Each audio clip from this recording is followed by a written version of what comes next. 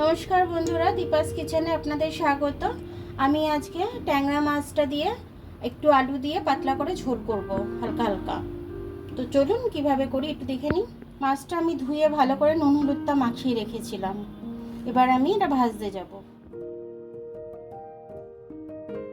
মাছটা ভাজা হয়ে গেছে আমার, আমি এবার তুলে নেব মাছটা।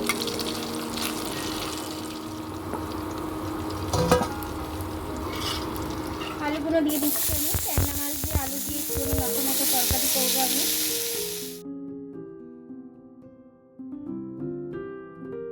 পেঁয়াজটা দিয়ে দিলাম আমি, দুখানা বড় বড় পেঁয়াজ কেটে রেখেছিলাম।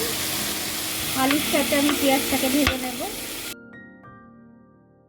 আদাটা আর এই রসুনটা আমার এই তরকারিতে লাগবে, এটা আমি পেস্ট করে নেব। এটা আমার ভাজা হয়ে গেছে, এর বেশি আমি আর ভাজবো না। এবার আমি আদা রসুনের পেস্টটা দিয়ে দেবো। একটু লঙ্কার গুঁড়ো দিয়ে দিচ্ছি আমি ঝালের জন্য। এটা জিরে গুঁড়ো দিয়ে দিলাম। এটা ভালো করে কষে নেব।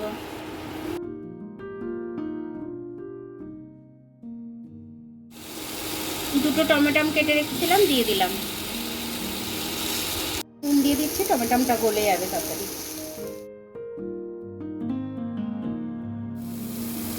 এবার আমি ভালো করে এটা মিশিয়ে নেব। মশলাটা আমার কষা হয়ে গেছে, এবার আমি জলটা দিয়ে দেব। জলটা দিয়ে দিলাম আমি।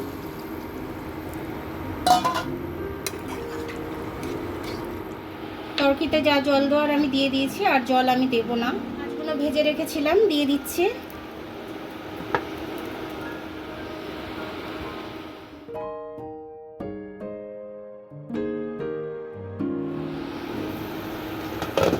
এবার আমি একটু দেখে নেব তরকারিটা হয়ে গেছে কিনা।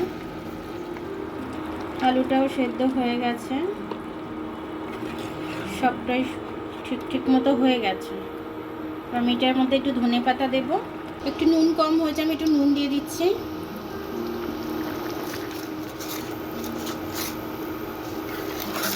ভালো করে নেড়ে আমি একটু মিশিয়ে দিচ্ছি। পাতা দিয়ে দিচ্ছি ওপর থেকে ছড়িয়ে।